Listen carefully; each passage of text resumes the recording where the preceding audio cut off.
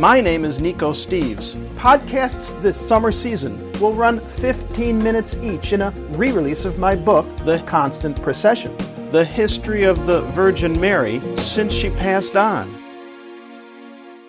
First up, I'd like to thank you for your listening to these weekly Constant Procession podcasts, and also for purchasing plus spreading the word about my book, The Very Fine Light, which is available on Amazon.com. This summertime, I'll podcast the entire audio version of my first book, The Constant Procession. I hope you enjoy these weekly 15-minute installments that will drop every Tuesday morning throughout the summer right here on NicoSteves.com. And if you want to hear the first episode, just search for episode number 512. The Constant Procession is about some of the most well-known apparitions of the Virgin Mary and how my dedication to the Theotokos, or Mother of God, came about. Also, from time to time during these weekly podcast drops, you'll hear updates about my newest book that is now undergoing the line edit process. This is the final creative step before publication. So stay tuned as I will include updates about this new book from time to time. Now, if you really want to keep up with the latest on the new book's self-publishing journey, join my email list at NicoSteves.com. Heck, for those who sign up and are interested, please know that I may be asking you for feedback about the book's title selection as well as the cover art design. So sign up today and tell a friend who may also enjoy this experience into a book being published. My plan is for a late summer book release. And now, my first original work, The Constant Procession. Installment 3. Even union workers believed in Our Lady of Lourdes. They labored for free to construct a permanent pathway and pond to make it easier for pilgrims to access the healing spring. The spring has drawn people to this site ever since. Bernadette's revelations regained credibility now.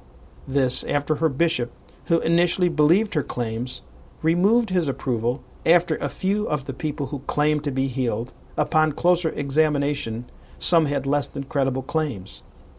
The bishop began to doubt Bernadette's visions. Finally, something else happened to give further credence to her claims. While undergoing an interview by her priest to test her tale, Bernadette's description was quite vivid as she slowly repeated a message the Madonna told her to tell the priest. Quote, "I am the Immaculate Conception." Unquote. This shocked her priest. It surprised him to hear this naive girl utter these words. He realized Bernadette's responses to be beyond the childish actions or games of an immature girl in need of attention. He knew the youth did not know anything about the new doctrine of Immaculate Conception, authorized by the Pope just a short time before and only revealed to bishops and priests. Immaculate Conception, as a religious doctrine, says that the Virgin Mary had been protected from original sin. The Madonna did not have a sinful nature and possessed purity. So when the local bishop heard that the girl had revealed this, the apparitions took on a more important tone. For the clergy, this revelation turned the stories of this girl, born in poverty, into the highest levels of credibility. If she could prove she had never heard the words or the concept before. During this time, Bernadette experienced being browbeaten by the clergy, jailed by area officials, mocked by the villagers, taken advantage of by tricksters. Nevertheless, the young peasant girl gained great credibility, thanks in part to the confirmed miracles in those words, Immaculate Conception, as told to her by the Madonna. Bernadette became a nun and after her death earned sainthood. It is estimated that 1 million people go to the site each year, believers and non-believers alike, who make time and personal investment to go there in hopes of gaining strength as well as courage, and in the hopes of leading better lives. Chapter 5. Back to Conyers. I remembered going to an apparition sighting just east of Atlanta in Conyers, Georgia, 10 years before. A former nurse at that time, who lived on one of the highest points in the area, started seeing apparitions of one who called herself one mother of many names. These appearances of the Madonna had occurred during a period of 8 years, which started in 1991. The apparitions would appear every 13th of the month and reveal things to a former nurse, Nancy Fowler. According to Nancy Fowler, the Madonna's communications ranged on a great variety of concerns, which Ms. Fowler would come out and relay to a crowd that grew and grew in size. As with every apparition, a swirl of controversy and rumors of deception and scams point at the source of each apparition. Ms. Fowler proved no exception. Still, the crowds grew and grew every 13th. The crowds kept coming and getting larger and larger. On September 13th of 1998, in her monthly message to Ms. Fowler, the Madonna revealed there would be one more public visitation on the following 13th of the month. On October 13th, 1998, the largest group of seekers gathered on the property. The local officials did not want the attention or hassle of the increasing traffic jams that had been growing each month during these apparition sightings. Neighbors threatened to shoot people if they crossed or parked on their property. Law enforcement had to be beefed up, and the sheriff's office threatened to ticket and tow cars in an effort to keep the crowd down. But still the people came, for miles in all directions. The arrival of people from all walks of life, from all parts of the world, came for this final apparition message. A crowd of an estimated 100,000 souls arrived. My wife and I, with a toddler in tow, plus an infant in a stroller, arrived and took our first chance to park. The farm, as it is known, is situated at the top of a rounded mountain, off a side road, just off the main highway. From the main highway, which is where we parked, there is an evergreen forest that leads up to the back of the homestead. I remember finding a makeshift pathway leading through the forest, and then the throngs of people walking up a trail. The morning air had that fall crispness to it as we arrived and tried to get near the backside of the homestead. We learned from others on the pathway that this is where Ms. Fowler would come after every apparition to tell the crowd what had been revealed to her by the Madonna. Though we tried to get as close as possible, after our efforts we found ourselves still far removed and not close to the action, so I did not hear Ms. Fowler when she came out after her encounter. This, in part, is what she revealed as told to her by the Madonna. Quote, My dear children, I have come to be with you today and, as your loving mother, to instruct you. Children, please live your life in full union with God. It is most pleasing to God when you imitate Him and honor me. Seek the help and protection of my beloved spouse, Saint Joseph. Know of the help and blessings that you are able to receive by calling upon the souls in heaven.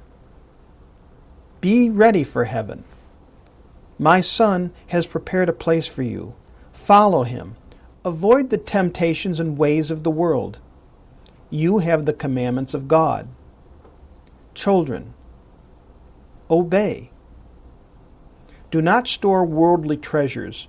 You will take with you the good that you have done on earth, your love of God and neighbor. My requests remain the same as in Portugal in 1917. Please, children, stop offending God. Please. God is the Creator, and He is sovereign over all creation from the heavens above to the earth below. You have yet to see the forces of nature. No man is greater than God. No country is greater than God. If you choose to live apart from God, then you will fall, and fall you will. Oh, my dear little children, God is all-loving, and you will reach Him by imitating Him. You are worried about the future, but you do not attend to your daily duties. Please be attentive. My Son's heart is rich in mercy and love for you. When you are doing your best, do not worry. The future holds no concern to those who truly seek God, love Him, and remain in His favor. The warnings have been given to you. Take seriously how you live your life. Pray, children, pray. My parting words are, be holy witnesses, walk by faith. I love you all my dear children. My own experience at the time, though I had not heard the words, had been a sense of peacefulness and calm. Considering the size of the crowd and our 2 toddlers, and the chill in the autumn air, I found it to be a rather unique sensation, not my normal experience whenever I had 2 toddlers in tow. But excitement seemed to be throughout the crowd. Elation seemed to fill the air. But the on-site media reports consisted of in-depth details about traffic jams, upset neighbors, and the occasional jaded interview question. My thoughts are perhaps the message that came to me: build your castles high. Not an earth-shattering revelation, but it is what I took from the experience as we walked away that day. So now, a dozen years later, I began to wonder, just what happened to this place? Would it still be there? And if yes, why had I not heard any more about it? Not sure of how the question would be received, I asked around the church communities, but found little information. A couple of people told me that it had held a great amount of controversy. I also heard that Nancy Fowler had moved away from the site. I decided to take a drive back to the site to see if it still even existed. I journeyed back 75 miles east of downtown Atlanta. Going mostly by memory, I got very lost, and after fits and starts, began to rethink the value of this pursuit. To my great relief, before devoting much more time to this thought, I stumbled onto the country road that led to the farm. And voila, I had arrived. Though it looked somewhat different than I remembered, in retrospect, I had arrived at the main entrance, whereas before, we had come through the evergreen forest closer to the backside. I took a bit of delight in my success to find the farm. I found well-kept grounds between the 2-lane road and the farmhouse off in the distance at the top of the hill. Things here appeared to be alive and well. But I hesitated as I approached the dirt road entrance. Should I go up there?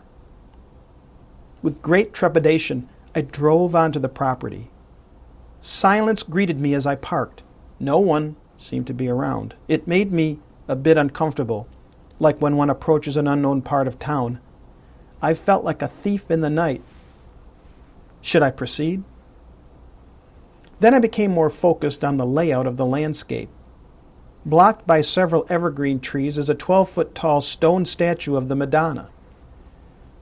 Encouraged by the solitude and isolation of the location, in silence I approached the statue.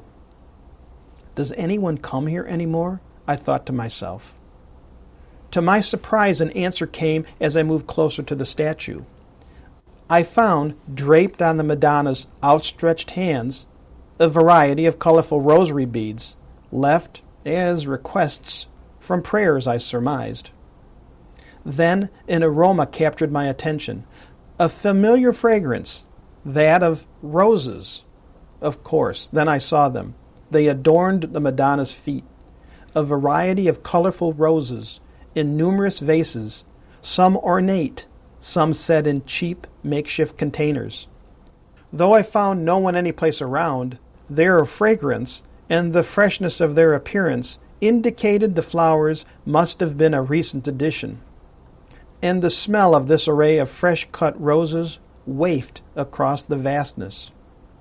Moved, I knelt and said a quick prayer almost before I realized it. It felt like one of those aha inspirational moments as a gentle breeze caressed my face. But why? What could be here in the middle of a field, in the middle of the country, on a nondescript day? Emboldened, I got up and started to look around the property. I explored the grounds and soon noticed signage that made it clear people are welcome here. I walked around. I soon found a visitor center, a study center, 2 outdoor Station of the Crossed pathways with life-sized crosses, a prayer room in the farmhouse, and adjacent to the property, a small church. The lay of the land seemed pretty much as I had remembered. I found the name of the nonprofit organization that runs the facility and an invitation to prayer vigils they hold each week. Their name? Our Loving Mother's Children. As for people, though, I had the place to myself. Fine with me, as I did have some concern about what they would have to say to me. Under no pressure, I explored the various areas at my leisure on this return to the site. Again, I experienced a very peaceful tranquility to the place as I spent part of the day. After a while, I did see several people around. As I got more comfortable in the environment, I did begin to wonder, how come no people? Remembering back, what impressed me from long ago included the people that made up the crowd. There had been an almost indescribable atmosphere of excited anticipation, of hope, and great faith. I felt its presence still, though the experience of that last apparition had been by now many years before. The feeling remains constant today. As I left, I began to wonder, why in this major metropolis of Atlanta, the city too busy to hate, has this apparition site been overlooked? I decided that the people who remain are the true believers. Their faith has become a cornerstone in recognition of those events. Theirs is the inspired mission to keep the faith alive. Just who are the religious visionaries who chose to formalize a church here? And what religious denomination would have taken on the call in light of the fact that the immediate area already had a number and great variety of churches already? Well, this is Nico Steves. I hope you enjoyed this installment. My book, The Very Fine Light, can be found using the title The Very Fine Light on Amazon.com. Please feel free to contact me at nicosteves.com. That's Nikos Steves, Steves.com. If you like this episode, and for more, share them with friends. Well, this is Nico Steves. Thank you. See you next time.